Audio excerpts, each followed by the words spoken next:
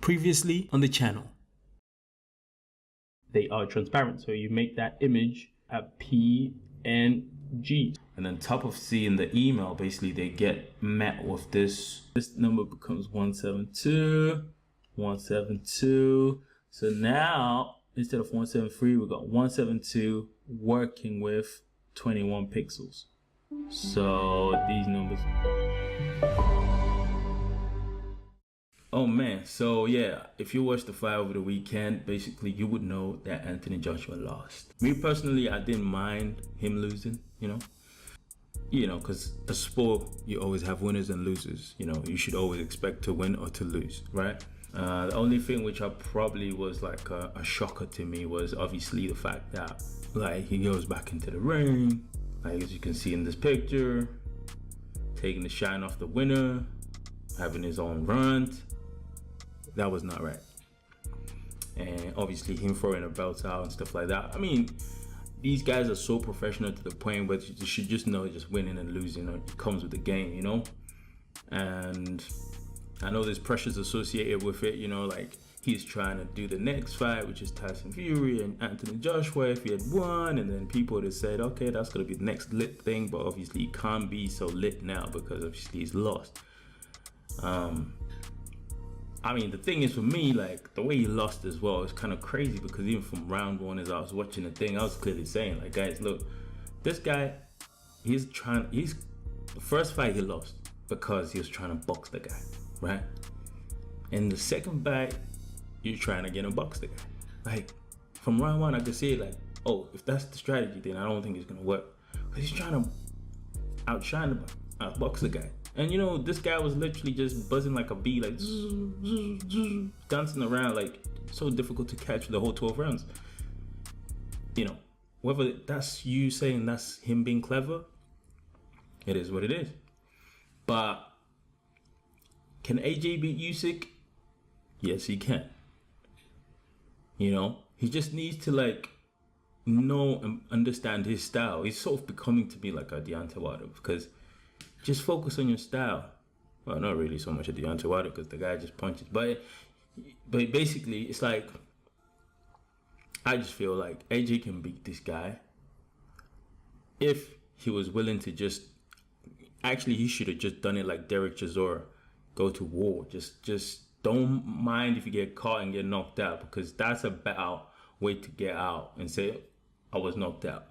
Then try to outbox a guy and struggle to even land a shot that will stumble a man. So that was that. 2 hours later. Anyways,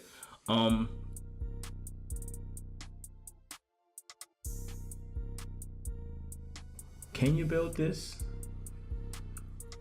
What's tricky when you're looking at this? That's also a question. Like, you know, for example, I'm always breaking down things in terms of like, okay, look, they've got a logo section here, great. And then they've got a hero image here. Oh, they got a title here, a copy here, and a button, right? So I'm always pointing out those things beforehand, right? That you have to actually pay attention to. The color of the button, okay? What else? So the color of the button, the font size, the line height, the actual text color itself. The font color is it's not black, it's gray, like a shade of gray. And obviously you got, what is this? This is not pure black, but it's a darker shade. So what's the color for that text, the heading text? You want to be mindful of all those things. All the spacing here that's happening here. Okay, change the color here. Yeah, contrasty, maybe something like that. All these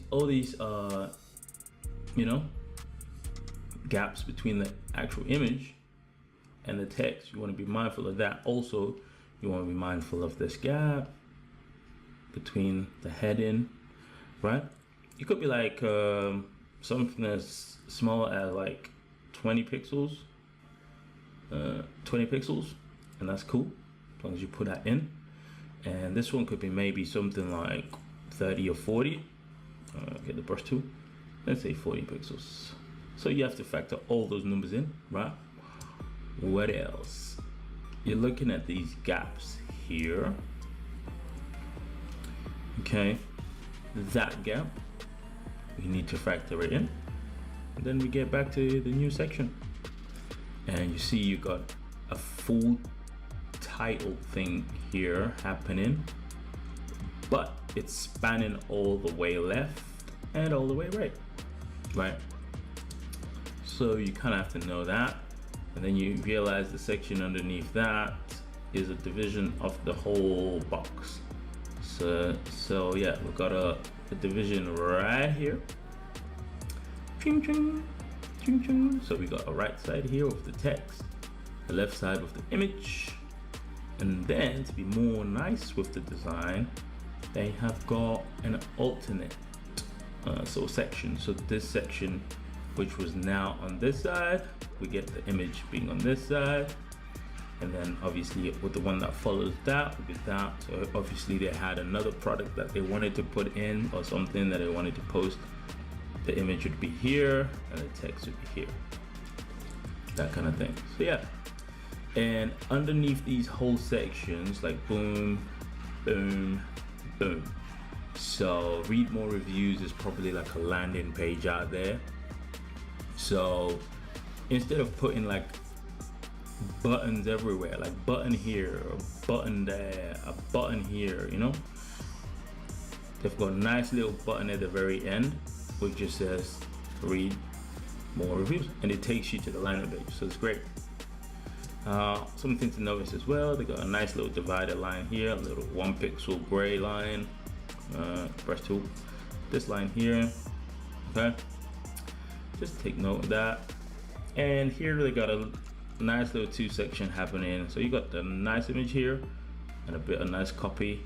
Something else also to have to take into account is, like, obviously their links are going to be red. So but what hue of red is it? You got to color pick that or get the hex code so that you know. So I think it's going to be a bit difficult to get the hue, it's all pixelated, but I would be guessing this square. You can't see it, but yeah, this square with my mouse, because that's the more richer red, or that square that's more rich. These ones are just pixelated. Yeah, it's not the right hue, but yeah, or that one is not the right hues. I think this stronger one, that one is probably what I'll go for. But then again, you can always ask for the right hex codes and stuff to get the right matchings and stuff. Okay, so they break off their footer section. It sits on the same background color, so it kind of just looks nice. So they've got this little bit here, nice. And I like this footer section, especially with the icons, because we always used to see footer social media icons that are just literally just like, you know, the style 1 2 3 4, just like that. But here they've spaced them out in sort of like a grid type thing. Yeah, it looks pretty nice. So okay, you could do that as well. Yeah, so that is that, and the email concludes. Look, it's finished. But yeah, that's all the things you sort of have to consider when you're actually thinking about and building this. Obviously, the other thing you got to consider is that out here we have this color happening, so you know it runs across everywhere.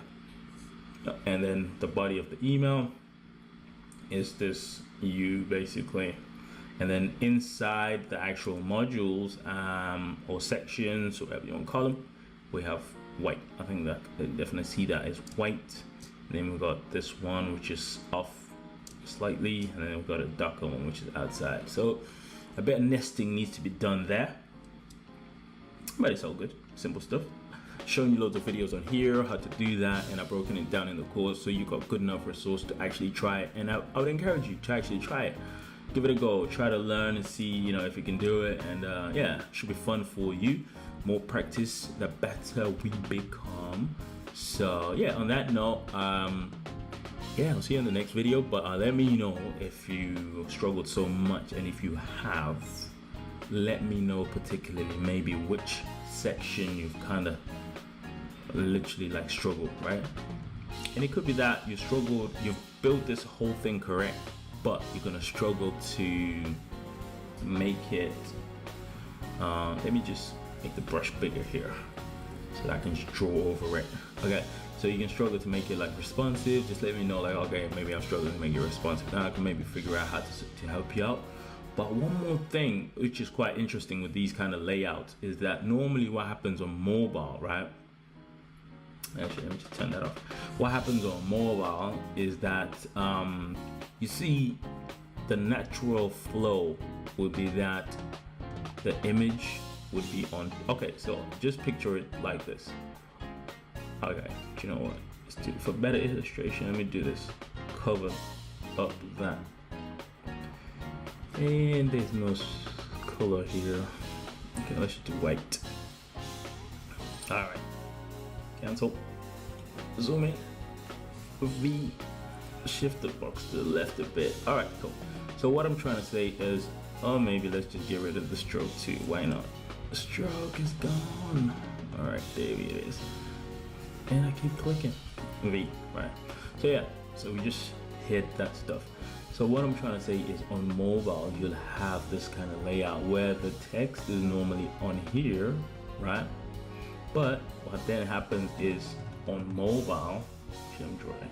So normally on desktop, like you've seen, all the stuff was the copy. While mobile things sort of tend to stack, and then it will sort of look like that. So you have to sort of factor that in. But why I brought this up was because it gets tricky when you have the image on this side, because the natural flow would be to say what was on the left is the one which is going to go on top, and then what's on the right is the one which is going to go under. But in this box scenario, what happens is what's on the left is going to go on top, and then the image will go under. So on mobile, you'll have sort of like a situation where the text is above the image. But here's the thing, some people actually will give you a task to say, oh, I don't like the way it's looking like that. I want the image still to be like the one on top and the text to be the one under, right?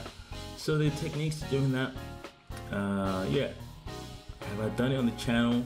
Pretty sure there's a video if you scroll, or yeah, you can just comment in the comment section and I'll particularly do something for that.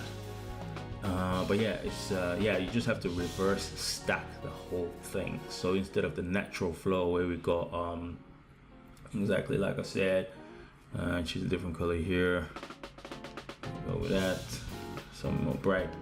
So yeah, instead of the normal fluff going like that, okay, you want to do the new way of stacking. So basically this image will be and then this one go down. So why is that important? It's also important because it's the natural flow, right? So once this image will be on top, and we're saying this text is gonna come underneath, and this is so confusing if I'm talking about it like this, but what essentially I'm saying is the ordering is gonna be image and then some text, image and then some text. But if we don't have the ordering correct, it'll be like this image is gonna be on top, this text is gonna be under, and then because of the way these two stack, it's like we're gonna have now text on top. So it's gonna be image, text, text, image. So this ordering can look a bit weird sometimes, whereas you want it to flow like we got the image, similar to this. So you want it to flow like, turn that off. You want it to flow like image, text, and then image, text. So that's the ordering that you want. But what happens is if you don't have this